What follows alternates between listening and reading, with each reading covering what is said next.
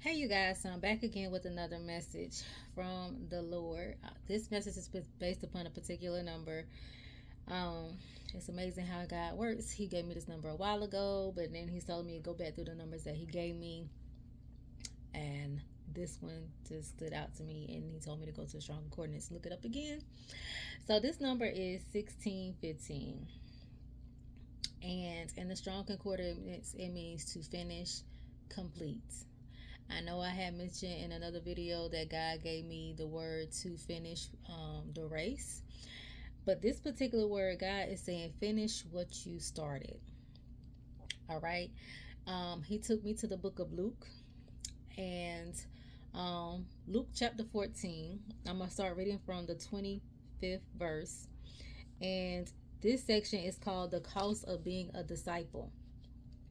A large crowd was following Jesus. He turned around and said to them, "If you want to be my disciples, you must by comparison hate everyone else, your father, your mother, your wife and your children and your brothers, yes, even your own lives.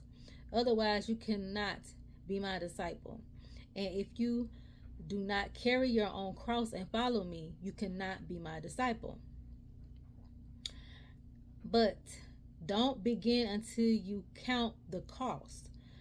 For who will begin construction of a building without first calculating the cost to see if there is enough money to finish it? Otherwise, you might complete only the foundation, but run out of money. And then everyone will laugh at you. They will say, 'There's the person who started that building and cannot afford to finish it.' Or what king would go to war against another king without first sitting down with his council to discuss whether his army of 10,000 could defeat the 20,000 soldiers marching against him? And if he couldn't, he will send a delegation to discuss terms of peace while the enemy is still far away. So you cannot become my disciple without giving up everything you own. Salt is good for seasoning, but if it loses its flavor, how do you make it salty again? Flavorless salt is good neither for the soil nor for the manure pile. It is thrown away. Anyone with ears to hear should listen and understand. God is saying, finish what you started. Finish His assignment. I know I had gave another message about the foundation. All right. Um, Building our foundation off of Christ, or build your foundation off of Christ, and things of that nature. But God is saying to finish what you started. Whatever assignment that He gave you, finish it. It's time for you to finish the assignment. We all should know the season and the times that we are in, and God wants you to finish what you have started. All right. It's like some of y'all in y'all spirit has a sense of urgency to get things done, to knock things out. This is why, because God wants you to finish what you have started. All right? Finish what you have started in this season. You are the salt of the earth. I'm not surprised that God talked about the salt in this. Jesus was talking about salt in this particular message.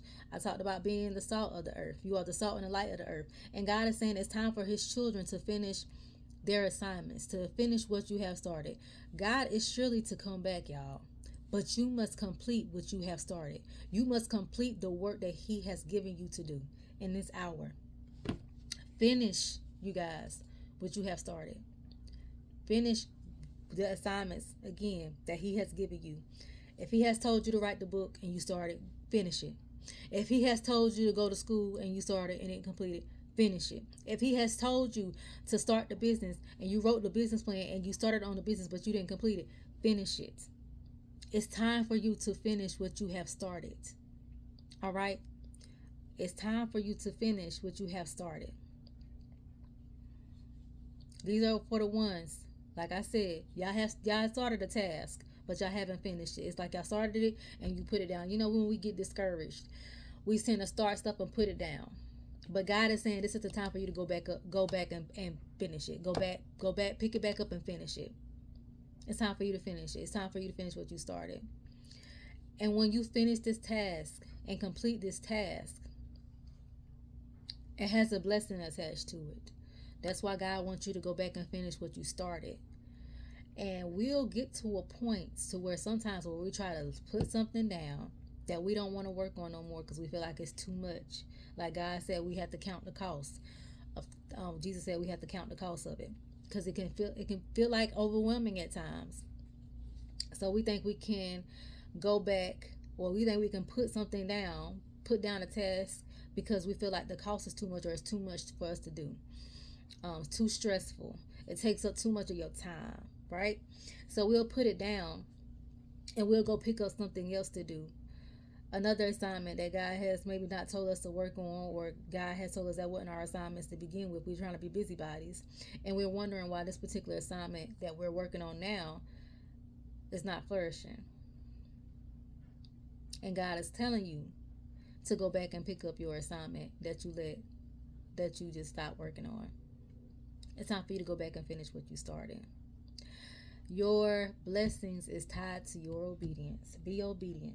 God is saying to finish what you started. I don't care what you how hard it may be, how challenging it may be. God will send you destiny helpers to help you if need be. But go back and finish what you started.